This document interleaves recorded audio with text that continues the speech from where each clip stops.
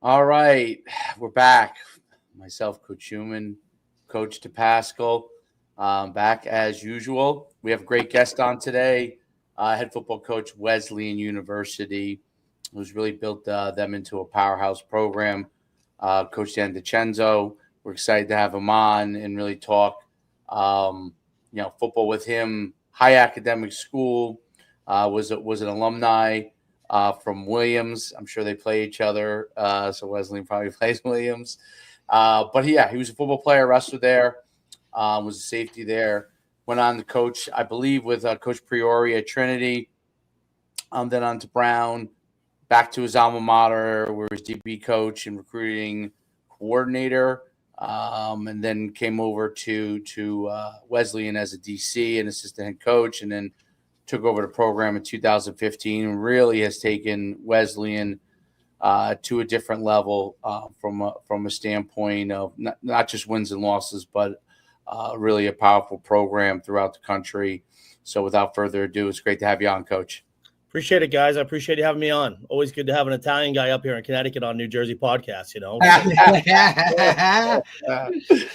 That's it right there. And you coach, so I didn't mention, actually, you coach wrestling as well, right? Yeah. So I did both football and wrestling in college. And then when I went back to Williams, I was head wrestling coach there and coached on the defense with the football program. And I loved it. It's a great sport. I did both in college, like I said, and I loved every football practice. I didn't love every wrestling practice. So cool. That's for sure. It's definitely the toughest thing you'll ever do in your life. I think it teaches great character, integrity, hard work, and, the things that you thought were tough in your life when you've wrestled, it makes things a lot easier. So just a great sport. I was very fortunate. Some really good wrestlers there for me there.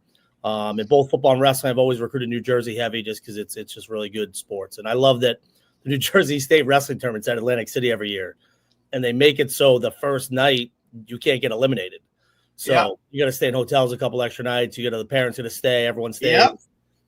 But just an awesome atmosphere. They do the Jersey States and AC. And I still go. I go pretty much every other year and recruit football kids. So we'll actually look through. I shouldn't say this, but we look through the Jersey State brackets and look through any kids that do football on Twitter, and then we follow them and then we message them that way. And I don't care if they wrestle or not. They're just usually a tougher football kid. So definitely like to get those guys with that wrestling background. They really make it like a big event, and it's and every year it's kind of like a staple. Like they literally hold Glacier usually holds a clinic the weekend before. Right. Yeah. And then so when they clear that out of the way, everybody kind of gets a little warm up in there for that first weekend. Then they're back the next weekend for the wrestling tournament. And the way that I think New Jersey does it, right, creates a bit of something a little different where, private guys and public guys are all in brackets, small school guys, big school guys. It really creates a lot. So it gives a lot of guys can find some diamonds in the rough there in terms of, hey, maybe you're not going to be a wrestler, but you're definitely probably play football or be a football guy. Yeah, it's really a good situation that they have down there. Yeah. When I was at Williams, I coached this kid, Tommy Prairie from Delran High School, and he's now the head wrestling coach at Cortland. Yeah. And he's going to keep going to the Nationals this week at 149. He's got a shot to win it. And Tommy was 5th in the state of New Jersey. The winner was Joe Dubuque, who was a 2-time Jersey State champ, ended up being a 2-time national champ in Indiana. Yep. If you look at the top 8 placers, Tommy was a 3-time All-American for me. And every kid on the podium was a great wrestler in college. So just a great state of wrestling right there. Yeah. No, there's no doubt about it. New Jersey, they have a great tournament, great wrestling system there. It's phenomenal. Talk about how you got started in coaching football and coaching and you talk about a little bit your playing. I think you played safety, right? Yeah. So I'm from New Hampshire, just a powerhouse football state. So top 5, coach. When you're an 18-year-old kid, I'm a 9.5, 5'10" quarterback in New Hampshire. I had just won at everything I had done, and I was a good player, and ended up being a 3-time All-State quarterback there. So I'm like, listen, next step is Division I. I'm going to the NFL. Like, right ticket. Like, let's go. And, now I watch recruiting film and I get a film from up there and I'm like, oof, it's not, that's not it. So, very fortunate. I had great mentors. So my baseball coach in high school, winningest coach in New England, passed away a couple of years, Tom Underwood, just a great man. My football coach, winningest coach in New England, So both those guys there for a long time. Just a lot of good character, discipline, hard work, instilling in their players there. That my wrestling coach is outstanding too. So great mentors in high school. Fortunate to have great parents that were great mentors to me. Played at Williams. Didn't really know what I was getting into academically. An elite academic school. I wanted to go to a great school where I could do football and wrestling. My football coach, Dick Farley's in the College Hall of Fame. I think he was like 125 and 15 in his career. So he did a lot of winning. He never swore in practice, so a little different background than myself, just how I live my life. He did swear. Everyone took notice, So right. I'm playing DB, and it's great. I don't know if I swear on this, or am I not allowed? Yeah, you're good, Coach. You're good. Wesley will be proud of me swearing on a podcast. So anyhow, I'm playing, and I'm a DB for Coach, and he was a DB coach, head coach. He played in the NFL for the Chargers a couple of years. So we're running this, team drill against the offense, ones versus ones. We run a post ball, and this kid, D'Entremont, the corner's just chasing it, from the backside. The safety was supposed to be over the top. The safety's jumping like an 8-yard dig route. And Farley looked at the safety, calling Kane. He goes, Kane, everyone thinks D'Entremont's the asshole, but I know different. And, we're back at the locker room afterwards, and Kane's like, I played 3 years. I haven't heard this guy swear in 3 years. He swore at me today. He goes, pretty good chance I'm never playing, Just, but great man, great mentor. When I go up to play Williams now, I still try to check in with him. He usually comes to all the games when we're playing. And we got a lot of Williams guys out there coaching now, NFL, college, all around. So good network there. And then I got lucky, man. I GA'd at Trinity for 2 years, a team in our league. But Chuck Peoria was head coach there. It was awesome. When you leave college, you think you have all the answers and you know what it takes. And he had me on a schedule from 7 in the morning till 10 at night. And, I'm 22 years old, not married, don't have a wife and kids to go home to. I was in the office all day, worked out great for me, was better than I was on a good schedule, and definitely took a lot of things from him that when I was become a head coach, things I wanted to do and things I did not want to do. But again, he was outstanding, and his organization and his leadership were really, really good. And his commitment to winning was second to none. So then I went and worked for Phil Estes at Brown. I think he won 3 Ivy League championships at Brown in his time there, and he was outstanding. Just a great leader, highly competitive guy.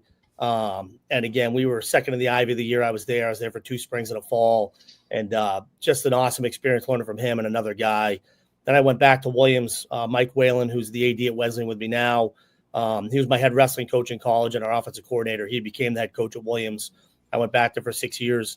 Got the opportunity to be a head coach with running the wrestling program for a couple of years. And then we made the move in 2010 to come to Wesleyan. So it sounds like a lot of jumping around from graduating to going to Trinity, going to Brown, going to back to Williams, and now Wesleyan. I've been here 15 years. So this is definitely home. My wife's a psychologist. So you guys think you got it tough. I'm getting judged every second of my life by a professional. And we've got 3 boys, 4, 6, and 8. I want them growing up around my guys here. We got a great situation. I would never want to work at a great academic school that wasn't committed to winning, and we're definitely committed to winning here.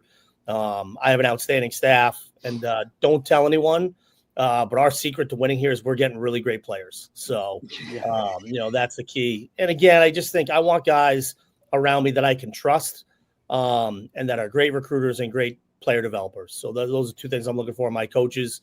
But again, surround yourself with guys you can trust. I think it's a big deal. You spend a lot of time with these guys and knowing that they have your back and they want to win. And, when you're facing adversity, that they have your back. And I think it's always easy to, when things are going well, to everyone be together and kumbaya. As soon as things go bad, everyone's pointing fingers. So really talk about with our team of face adversity the right way and with our coaching staff. Really proud of the group of men we have here. Just outstanding role models for our guys. Yeah, I think that's I like that you pointed it out. Players still make the difference. It's kind of been like a trend, right? We've kind of been on that the last couple, it's really kind of been a forefront of what we've been it just seems to always come back to that we're kind of just hammering that down. No matter what we all are talking about, what it is, it's players. Players make the difference. And we've had 6 players in the last 3 years grad transfer up. So we have a small grad program. We've had some kids stay in grad play for us, but we've supported them. And again, the transfer portal, you hear all these horror stories for us. They've graduated from Wesleyan. They're part of this Wesleyan football family for life.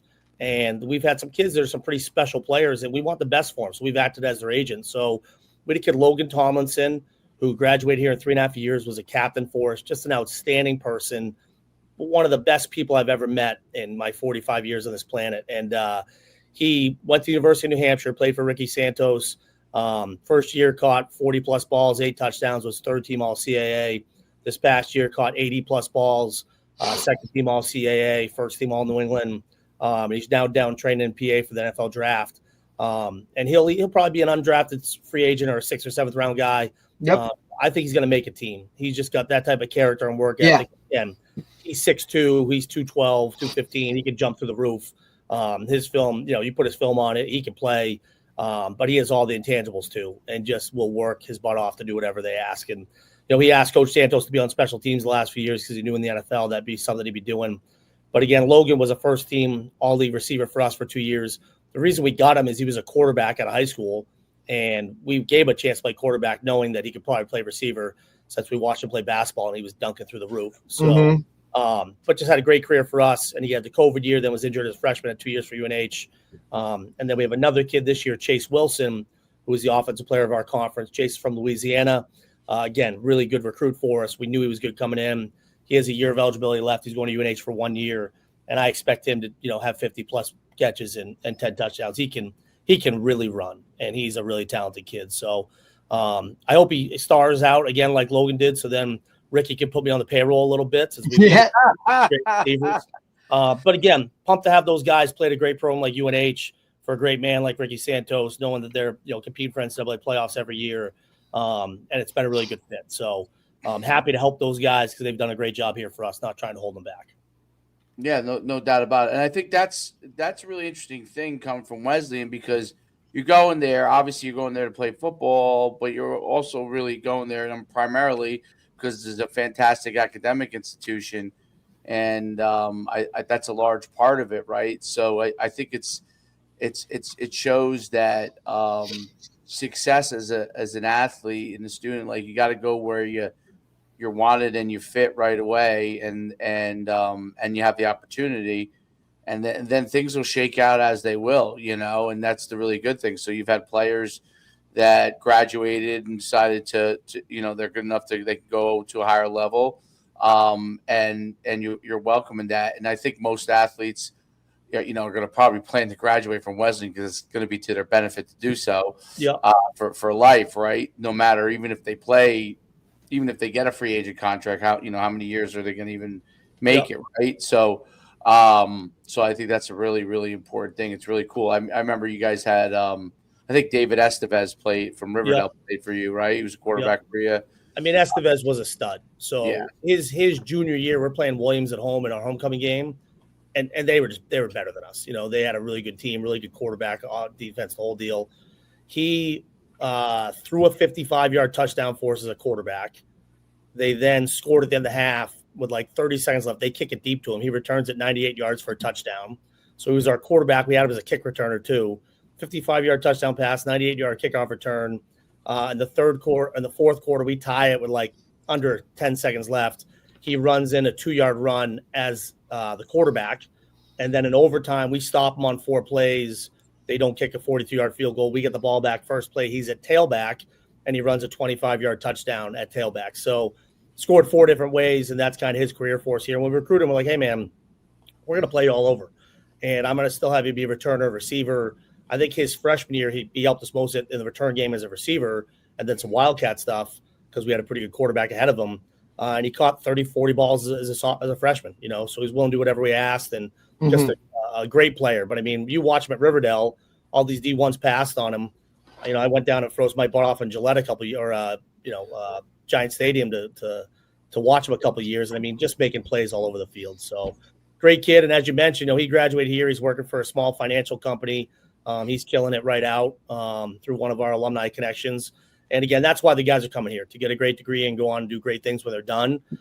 That's awesome. We've got some guys doing amazing things and doing awesome things out there. But obviously, we're kind of pushing that, the D1 rule of if you only play in 4 games, you get that D1 year of eligibility back helps us. So freshman. Yeah, absolutely.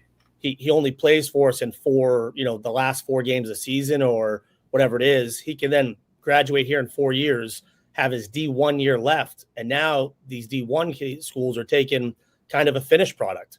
Absolutely. That's been lifting here for 3 to 4 years, has played college football, been in pressure situations. And now, they're going 1 year, 1 AA. So if you're playing less than 4 games D3, you get the D1 year back, So again, a lot of opportunities for these guys. And again, I think the NCAA's made some good rules in the players' favor with that. But we've only had positive transfer portal situations because the kids want to stay and get the degree. As you mentioned, that's going to pay back for the next 40 years of your life. But now you get that back end of the graduate school situation. And we've had 6 guys do it. So, we're definitely saying, hey, we want you to get a great experience here, be a great football player, get a great degree, end up being that good. We're going to support you and help you, not hold you back. So that's definitely worked to our benefit. Absolutely. No, I coached against David Estevez. We lost to them in overtime, and I was at Old Japan. I was the special teams coordinator there that year. And did you kick to him? Yeah. Did we kick to him? I don't remember. He did. He scored. They won on. They got the ball first in overtime, and David ran it in. I think he threw a pass, and then he ran it in, and we got the ball. We ran a wheel. We had a kid that went to Lafayette, fullback linebacker. Well, he was linebacker at Lafayette, but we threw it to him on a wheel. He catches the ball great, and it just hit him in the hands. And he looked. He was just there was no one there. Yeah. And he kind of picked his head up, and the ball dropped. And then we were in. I think that was 3rd down. So now we're in 4th down situation, and they stopped us. But yeah, it was a great game. I mean, David Estevez was unbelievable. I think he might have been a junior that year. Yeah, I think they won really next year. Yeah. So it's a pretty great athlete that he was. I remember DJ used to always tell me he couldn't believe he would be so frustrated, but I said, you know what? He's going to Wesleyan. It's a great academic school. In the end, they were super happy and he had a great experience. And I expect him to go on to these hedge funds and make millions of dollars so he can buy me a dome here in 10 years. So I know he's smart guy too. I heard really smart guy. And again, in the recruiting process, you can't take offense to it. I want kids that want to play Division I football. I want kids that want to play 1 AA football. And a kid like Estevez, he wanted the academics, but he was a football first kid. Yeah. And hey, you're choosing your dates for the prom, and all of a sudden I'm sitting here, and all of a sudden we're offering pretty good things in December to these 1 AA kids, and they come here. And again, if he was playing here now after 3 years here, someone would have picked him up for that 1 year kind of grad transfer rule. So right. Kids like that now, they're all right, coach, you've done that with 6, 7 kids. I'm going to come here and, then get that back end chance. So again, great player for us, great kid. We've had so many Jersey kids. We had a kid, Donnie Semino from Westwood. He played baseball and football here. He's 3-time all-conference DB for us and a 4-time all-conference baseball kid. He got drafted by the Cubs in the 30th round, was an econ major here, a 3.7 student. He was playing single A ball in Michigan 2 years out. He's all right, coach, I did it. I need a job yesterday. I need to make money. And now he's been down in New York working since he graduated. And, his group of kids, they were 14 or 16-2 their last 2 years for us. When Semino was here, just the great teams we had in 13 and 14. And, all those guys are killing it right now financially. So that Wesleyan degree, it's a blue chip education. That's why they're coming here and getting it for the next 40 years. So, but a lot of Jersey guys, and we're finding the smart Jersey guys too, like yourselves. I think that's the other cool thing is that you could play a really great athlete that comes there. You actually have the opportunity to play 2 sports if you want to. Yeah. If you're an exceptional athlete, I was thinking about I went the scholarship route, but there's a bunch of D3s that was and Ivy Leagues, that was how they recruited me. They were hey, you can play both sports here, and I chose the scholarship route, but part of me is hey, it would have been great to play both sports because that would have been a heck of a lot of fun. You know what I mean? So but it's one of those things the kids that come to you have great foresight. I think probably some great parenting too, in that they help guide them in that those situations where's the long-term opportunities for you in life, you know what I mean? And what's your approach to the sports and what is it you really want to get accomplished? So I love that you're really like very, very open to the athlete being able to really choose a path that helps them be really successful. And because it's interesting because we've talked to a lot of coaches and everybody has like a different take on the transfer portal. I think your take is really refreshing. Like, hey man, come here. You're going to get a great degree. You're going to have the opportunity. If you're a really smart guy and you can finish, 6 months earlier, you're going to have the opportunity. If you're really good, to play a couple of years somewhere else if you were good enough, and that's all on the table for you. I think that's really, really refreshing.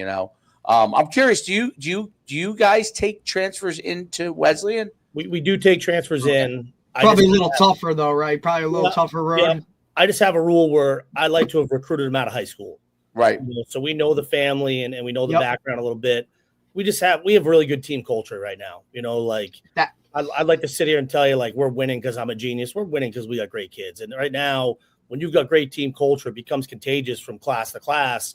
So like they're policing themselves. They're running and lifting because they want to do that. They're doing it because they want to, show their coaches, their teammates that they're going to be a dude for us. So, that's just an awesome environment to be in. And that took a while to create, but now we've got it going. Right. And our leadership from our upperclassmen is outstanding. So that's been really, really positive, in that regard. And then, kind of on the transfer portal thing, we do have a lot of kids that try to finish in 3.5. Both Chase and Logan were able to go for a spring ball at UNH, and I think that makes a huge difference. Huge. Like the jump, getting the weight room with those guys in the winter than there for the spring, the playbook better. You're more comfortable on campus. The coaches better. They know you better. Now at spring ball, you can show what you can do. And as long as you're going to that trajectory, they can kind of project, hey, this guy in the fall is going to just keep getting better and better now that he's used to the speed and everything like that. So again, really rooting for those guys. And again, the more they have success, the more we're going to get some high-end kids out of high school that want to come here and have that at the end. And again, we do take transfers coming in, trying to recruit them out of high school. And with the transfer portal, we're only really losing on the grad transfer, not kids transferring out, because they want the degree and they're having a good experience here. And again, football should be fun. You should be excited to come to practice every day. And again, I tell our guys all the time, we get to do this, guys. You don't have to do this. Right. We get to do this. And I'm hoping they have a great experience on campus, a great academic experience, but I hope the football piece is the best part of their day. And again, being around the guys, being out there competing, being out there flying around, like there's no better feeling. Now, I'm 45 and out of shape, so I don't miss it like it was yesterday, but those are the best days of your life. Competing in high school, competing at college, and I've been very blessed. I've had great mentors. I got a great family. My life is great. I play 100 rounds of golf. Like life is good for Coach Dicenzo, but at the same time, those best days of the year playing ball with your buddies, you never get that time back, so definitely want to tell our guys, hey, play while you're here. You get an opportunity to play another year. Like our quarterback right now has got a couple financial jobs, but he's looking to play overseas in Europe. And I'm like, buddy, go play. You can work for the rest of your life. Absolutely. Yep. It's awesome to hear that perspective, right? Because like Coach said, we talked to a couple of guys, and for us, when it shakes out, the coaches that are going to embrace this new transfer portal process and NIL and whatever that is, the ones that are going to embrace it and figure out how to make it work for them and run with it, ultimately, in our eyes, are the ones that are going to be, and I don't want to speak for Dave but I think he's on the same page, are the ones that are going to, they're going to get more out of it. And it's going to be more of a positive rather than go against it. And, it should be like this. And it used to be this way. You kind of got to embrace that change and run with it. You're dealing with a different type of kid. You're dealing with, just entirely different type situations. And no, there's no textbook because it's never been done before. But I think the model of, we've seen guys, hey, you're under recruited out of high school, right? You think you're better than what is on paper for you because of, how the transfer portal is, not taking as many high school guys, whatever. So you come here, get this academic degree, play football at a high level. And then if you have that next opportunity, I'll be here to support you. And we've talked about a couple of guys like that have done it that way. And it just seems that there's a higher rate of success when doing it that way. Yeah. And I think the guys that are going to embrace that, like now they're going to run with it because, hey, I'm still getting a high-level athlete or a high-level player, right? He's going to be plugged in. I'm not going to have to worry about him off the field because he has a greater goal in, and he's coming in with a little bit of a chip on his shoulder, pissed off. He's going to play harder. He's going to work harder. He's going to, to get what it is. And then at the end of the day, out on the other side as a coach, I'm getting all of that. Right. I'm getting that, what I want in my team culture. And then knowing that he knows that I support him in that goal. Like it's just a great mixture of like everything coming together where everybody's kind of getting what they want. Yep. We have another corner, this kid, Wesley Abraham. He played at Iona Prep in high school, that Catholic league in New York, with really good league, stepping out. Good league, real good league. And he finished in the winter. So he grad transfer this spring. He's down at Furman, and I looked at their schedule today. They open at Clemson. So yeah, if he's starting at corner for him, he's going from being a two-time All-American at Wesleyan to playing Clemson in the opener next year. So again, good for him. Go compete. He loves to compete. We're excited to follow him. What are some of the things that you've really, from the time you've taken over to now, that have really improved in your program, that you've been really able to kind of up the ante in, and I think where you're located, obviously, I think it ends up being it's a really nice area. Yeah, a really nice area, great campus. But it's talk about some of the things that you guys really have done to improve it. Obviously, last year you had a great season. You guys were, I think, 8-1, right? I think it was. Yep, we won the league and we're 8-1. Yep. And so, talk about those kind of improvements that you've made since you've come in. Yeah. So, a lot's changed for us since 2010. We got here, we redid the surface in our indoor field house. We redid our locker room. We added a turf practice field. We got a Nike contract, so all our gear's Nike, uniforms. I'm sold right there. Yeah. So, we're just, again, you think about being an 18-year-old student athlete, what's important to you and what does it take to get it where we need to win? So, done a lot of improvements that way. And again, it's taken time, but feel really good about that. With our staff, we've got all the field equipment we need. We've got all the things in place for us to win and be successful. We have a really, really strong alumni network. And a big part of my job is talking to those guys. I want them to be involved in what we're doing. I want them to know that they've got access to me with my phone, my cell phone. So I'm pretty active about getting back to them and communicating with them. But they're supporting us financially. They're talking to kids, recruits for us. They're helping guys with internships and jobs. They're heavily involved in what we're doing. So our alumni network is really, really strong. And how our school allows us to work with our alumni network and our development office is really, really positive. That's a great situation. I'm also the only head coach of the NESCAC, the Ivy, the Patriot League, with a former head coach, the athletic director. So Mike Whalen's the AD, knows what it takes for football to be successful. Football takes a lot of time, takes a lot of effort. On everyone, on the trainers, on the equipment staff, on everybody, and really great support from our administration here and from the school. So those are awesome things. Our game field's in the center of campus, so you literally play a game in like the president's office on the 50. We only let Wesleyan people park on the field because we get too many fans, which is a good problem.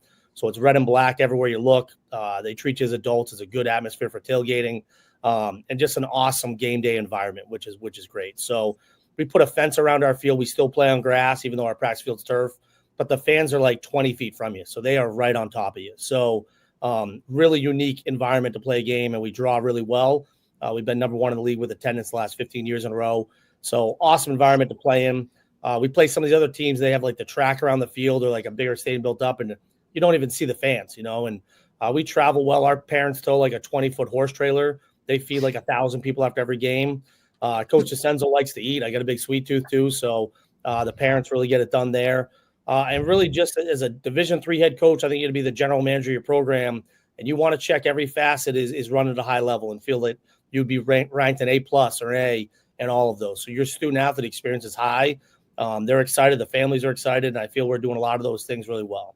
The other thing is I hadn't had a lot of staff change in like 8 years. And then my D coordinator, Matt Coyne, got the head coaching job at Bates. So we went 8-1 this last year. We only lost to Bates, even though they were 2-7. So him and I are good friends. We play golf a lot, and he's a great coach. They haven't had a traditional winning up there, and he's working really hard. And they're a team that's going to be, up and coming here these next few years because he's doing a great job. But I hadn't had a lot of turnover. So now, you're a younger head coach when you take over, and I'm not a big experienced guy. I'm not a big, hey, you're too young or too old. If you're good, you're good. But what I will say is now I was at the point where now I could handpick the assistants I wanted. Now I had been following guys' careers and be like, all right, this is my list of 10 guys on offense I have interest in. Here's 10 guys on defense. So when I had the positions open, I reached out to guys. And my D coordinator, Adam Sheekwin, goes by Coach Sheeks. He's really good. And the fact that he is in Division I is because people aren't doing their homework. We had our defense this year was first in the league in every category. I'm a defensive guy, and I've never really let a guy call it. And I said, hey, when I hired him, like, if you're good, like I think you are, I'm going to give you that freedom. And, we meet a lot. We talk defensive football a lot. But during games, he's called the last 3 years. And this year, we were first in total points, first in scoring defense, total defense, pass defense efficiency. We were first in 13 of the 15 categories in the league and top 25 in about 10 in the country. So he just does a really, really good job. Then my old coordinator, Eric Ludwig, he's been with me for 12 or 13 years. And again, just having a guy you can trust, I think, is a big deal. We hired Dave Benoit as our Parseghian coordinator. He came from Western New England. They broke a ton of records up there. And the beauty of Coach Ludd is, like, if you have a good idea, he's not an ego guy. Like, if it can help us win, it can be productive, he's doing it. So got a really, really great staff, and was able to bring Coach Benoit, Coach QRD line coach, and Coach Sheeks on when I had the change, 3 years ago, and it's been a huge plus for us. So those guys are doing a great job. But again, I just think it's different when you can, hand kind of pick your guys that you want to interview and really feel good about the guys that now in the profession. So it's worked out great. So I think that's a big piece of it. And then again, I just think the biggest part is finding guys that want to recruit and want to be invested in families and find out if these kids first want a great education, they don't want to go to class, don't come here. We're not the right fit. Guys that want to compete. If those two things are true, then we're going to be in good shape. And I don't care if a kid has any offers. I don't care who's talking to a kid.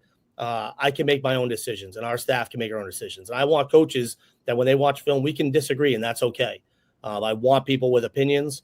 And in the end, I think we made some great decisions, taking some guys that have been some great players for us that haven't had a lot of offers that we just think are really good players. So we got a kid right now, Keith Capuano. He's a freshman tight end for us. He's from Hudson on the Hastings, small, sorry, Keith, bad football in New York.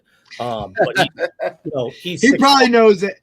He's 6'5", 215 out of high school. He's doing 3 sports, so he can't really put on weights. He's playing basketball for 5 months, Kid's scoring 25 and 15. And, freshman year, he catches a touchdown for us against Trinity in our championship game, and now going forward, he's 6'5", 230 tight end that can run and catch and block. And, now if he was in high school, he'd have 10 Division I AA offers. So, right. Kind of seeing those kids are going to develop. You recruit an offensive lineman and he plays basketball or lacrosse, there's no chance that kid can put on weight. He's just running too much. He's too young. So once he gets here and he's running and lifting, he'll put on that weight. So really trying to find those guys. And again, been very, very fortunate. Great mentors my whole life. Great coach on our staff. And again, everyone's making me look smarter than I am. So it's a good situation to be in. Now, question, Coach, are your assistants full-time guys? Yeah. So I have 5 full-time coaches on the staff. That's awesome. 3 part-time guys. Yep. See, that's awesome. That's a huge difference. Like that makes a difference, right? Especially at your level where you're trying, you got maybe 3 full-timers. Everybody's wearing about 5 different hats, right? Like you have guys that can be there all the time with your guys. How does your strength program work in terms of you have your own strength guy? Yeah, we have 3 or 4 strength coaches in our department. And then our kids are on our own program, obviously, for football. And again, we monitor, but really, I got to be honest with you, our players, they're like, hey, we're lifting. You can go in the morning or night. Got to be one or the other. And it's player driven. It's really player driven of like, we were doing a spring practice and the guys would be like, hey, we got to run afterwards, coach, because one guy missed the lift last night or one guy was late. So it's not even me doing that, and when a team is player driven, it's a lot better team, and again, we talk about how we face adversity all the time. And if we lose, it's my fault first. And, it's everyone's going to take a piece of it, but is it adversity a loss? Is it a bad series? Is it a bad quarter? But really facing as a team and fighting back. And this year, our kids did an outstanding job in games of competing for the 60 minutes. We had to kick a field goal against Colby to go into overtime. Then they get a first down in the overtime. We popped the fumble off 2 pressure off the edge. Kid returned it 88 yards for a touchdown. Before they ran the play, I go, if they run boot, we're going to get a sack fumble right here. We did. We got it, and I didn't know we'd return it 88 yards, but, always a bonus. You make your luck, when you got good players. So, again, really fortunate. Everything is in place here for us to be successful. And, again, awesome to see these kids go on to do great things when they're done, and a lot of guys get great jobs, great job opportunities. A lot of our seniors have jobs prior to their senior year of college. So they get the offers coming out of the summer. And a lot of the guys are looking now just because they kind of want to keep their options open where they want to be and what they want to do changes. So and I tell guys all the time, you graduate 3 or 4 years out and you want to change professions, reach out to me. We'll connect you with alums. This network is for life, So definitely a lot of positives with what we're doing here. Yeah, I think that's really it's important to be able to get all those components together. When you put together your staffs, what are some of the things that you evaluate when bringing on your coaches? What are some of the characteristics, skill sets that you think are real important to the guys that you bring on? Yeah, kind of like Coach said, like the Division III, you're wearing a lot of hats. I've hired some Division I guys. I've hired D3 guys, and I really like hiring a D3 guy that's come from less, where those guys, they appreciate what we have here. As the head coach, I'm cleaning up stuff. I'm going to BJ's or a Costco to get food for our guys, a preseason stuff. Like, I just feel when you lead by example that way, other guys are not afraid then to do the little things. And I'm asking our staff to do that. So when you hire a guy and I'm like, hey guys, we're gonna do this, we're gonna do that. And it's to give the student athletes a great experience. And that's my big belief of that. So when I look for a coach, I look for the type of person he is first. And then I want to know if they can recruit and they can develop players. As far as like coaching, I think that's the easiest piece of it. I think a lot of guys can coach, but can they recruit? Can they get those relationships with kids that they want to play hard for them? Coach Jones, my D-line coach, we've been really good in the D-line. Hey, Coach Q, like he's loved by everybody on campus, by, everyone on our D-line, but he is an outstanding coach, but he's a better person, and he has got a lot of really good relationships with our guys on our team. But we've gotten a lot of really good recruits because he does a really good job. So again, I guess I shouldn't be saying all this stuff. I don't want to take any of my guys. I'm blessed. We got a great staff. So, and again, we've had guys go on to do great things and we'll try to keep finding great men that can be great role models for our guys here. But really looking at the type of people they are, I think is really important, especially you're spending so much time together, and they're around your players so much. And you're the D-line coach, you're the linebacker coach. You've got 15 to 20 kids in a room that you're in charge of. Right. Our softball team or basketball team or whatever, they have 15, 18 kids in their whole team. So these assistant coaches or head coaches in a sense like that, where they're the immediate contact of these kids. They're in charge of 20 kids that, if there's something on I need to know about, I need to know that they're able to run that room and relate to those guys and do a great job there. And again, very, very fortunate right now. I mean, you're also these are guys too that you want, like, you have parents that are now going, hey, I'm sending, Johnny off to coach. You want those type of character guys where those parents can look at that guy and say, yeah, he's going to be coaching him in football. What else is he going to do for him? Right. Yeah. Especially at a smaller university where I feel like, those relationships really kind of factor into the whole thing. I've always been a firm believer in people. You win with people, right? It's how you treat them. So a lot of people remember how you made them feel, not kind of all the other accolades and whatever goes with it. And like you said, when you're in that room, especially once you take that next step from high school to college, there's a lot of stuff going on, and especially that first year or whatever, the transition in, life is happening while all this is going on. If you don't have those solid relationships, not only is a guy not going to play for you, like he just isn't going to do what he's supposed to be doing. And then before you know it, he's out of school and now he's really got it, right? So, the football stuff I think always takes care of itself, when it comes to that. But you got to have somebody who's, in that room with those guys, like you said, on the front line, not too big or not, to do the little things that matter. And I think that's what ultimately like makes guys play for you, is when that you feel like that guy really cares about you on a whole different level, other than, hey man, you can score me touchdowns, or hey, you can make tackles. How's your brother or sister doing? Like those types of things where what's going on in each of those kids' lives. And I think that's extremely important when it comes to relationships in terms of player coach. Yeah. And I have a rule, like I coach everyone fairly, but I coach everyone differently. There's certain kids, you can get after, and there's other kids that they need to be coached with love, and you need to have those relationships to know what kind of makes a kid tick and what they need. And listen, kids learn differently. I had this kid who was a 3-time All-League DB for me, this kid Elias Camacho. he's probably making $1 million a year right now. He's a genius kid, and stay in touch with him. Great kid. He's a consultant now. But his freshman year, I met with that kid, all the time, and meet with him after practice, meet with him here, all this stuff, and he just wasn't getting it. And at the point, I'm like, is this kid? Is he fucking with me? Like, right? Does he get this stuff? And then finally, like, it clicked. And when it clicked, started asking smarter questions, started asking better questions, started moving better, started moving faster in the field. So he went from a guy the rest of the team thought was a terrible football player to a guy that's now running around like a first-team all-league guy. And again, he didn't understand it before. And then it made sense to him. And when it made sense to him, he could play fast. And so, again, never give up on guys. Love to see guys, whether it's sophomore, junior, senior year, it clicks for them, and they have a great, they come in ready to play and they're just playing at a high level. So, and I tell our coach all the time, don't give up on a guy. Like, if he's working hard and doing everything we're asking him to do, it'll click for him. We recruit him for a reason. Like, it'll click for him. And sometimes, I hope all our kids have a great experience in our program. I can't wave a magic wand for everyone, but we've had a lot of success here. We've won a lot of games, and a lot of guys have had a good experience with it. And, I just think a lot of guys have trusted the process and worked really hard and kind of embraced that grind of trying to get better every day. And when you have that mentality, you can be successful. And our guys have really done that. No doubt about it. No doubt about it. What you've done and built is really great over in Middletown, Connecticut.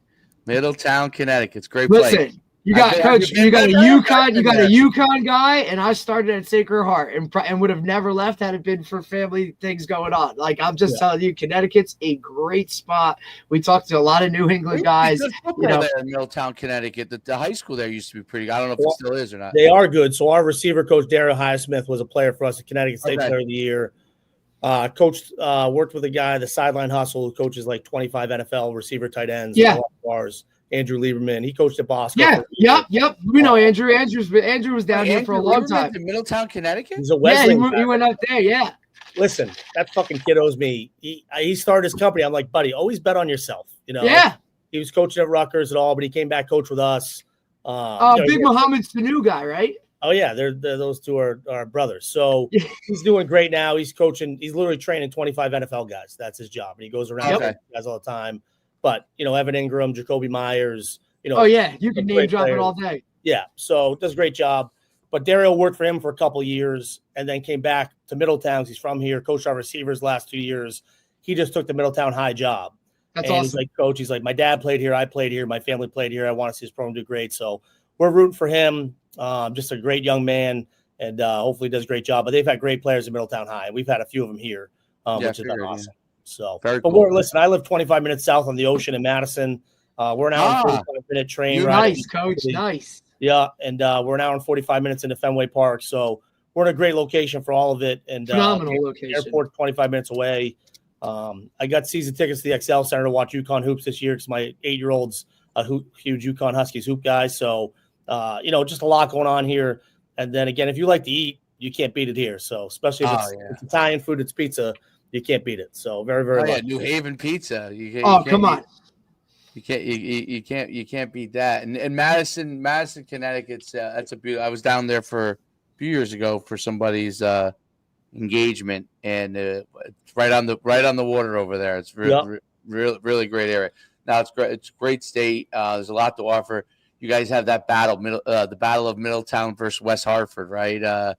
Wesleyan versus Trinity, right? Yep. So that's pretty cool. It's been great having you on, Coach. Really, really appreciate you taking the time. Love what you're doing. Really, really insightful, and I think you have a phenomenal outlook with your program, and much continued success to you. I appreciate it, fellas. Appreciate having me on, and thanks for everything you're doing for sports, New Jersey sports, football all around, man. You guys are great. Appreciate you, Coach. If we can help you in any way, let us know. All right, guys. Have a great day. Have a great day, Coach. Bye. Thanks. That was great. Man, I love his outlook, dude. I love his outlook. I'd go play for him right now. Yeah.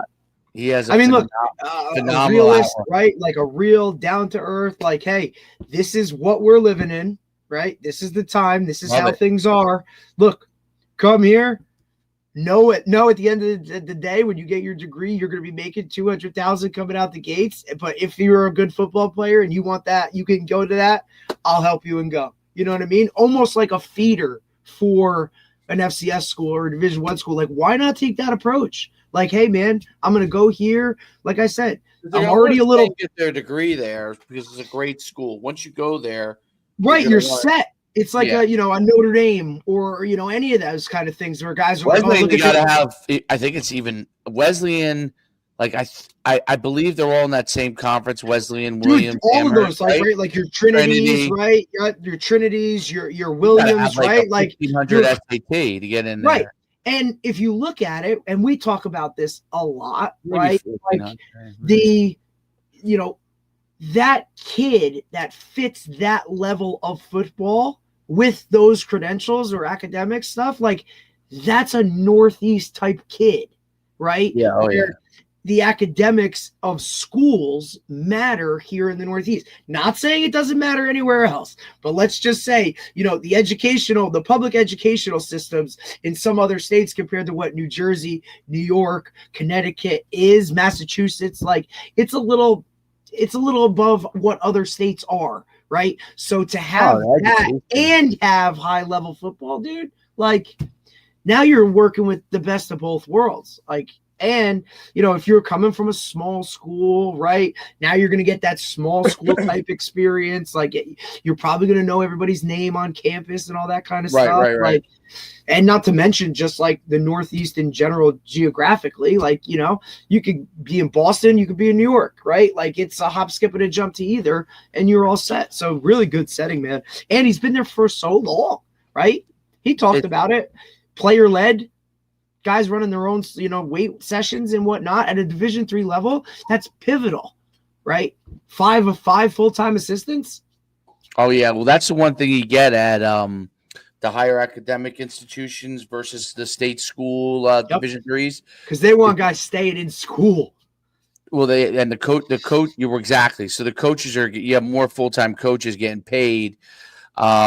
And I think it really helps as far as keeping stability in the program because people are always around it. You just have more. There's more. They have a lot of they have a lot of financial. They have a lot of things that they must have a big endowment. Yeah, I'm assuming those Wesleyan, a lot of those schools have gigantic endowments. You just don't know who their guys are because it's not like a big school thing where you see people on TV. Right, and I don't think those guys are pounding their chests going, hey, I'm giving this much money to Wesleyan where I went and I owe it to them. You know what I'm saying? Like, they don't need that notoriety. They just look at their bank account. They're like, thanks, buddy. Thank you very much. Here you go. And look, a Division III with a Nike contract, like, say what you want.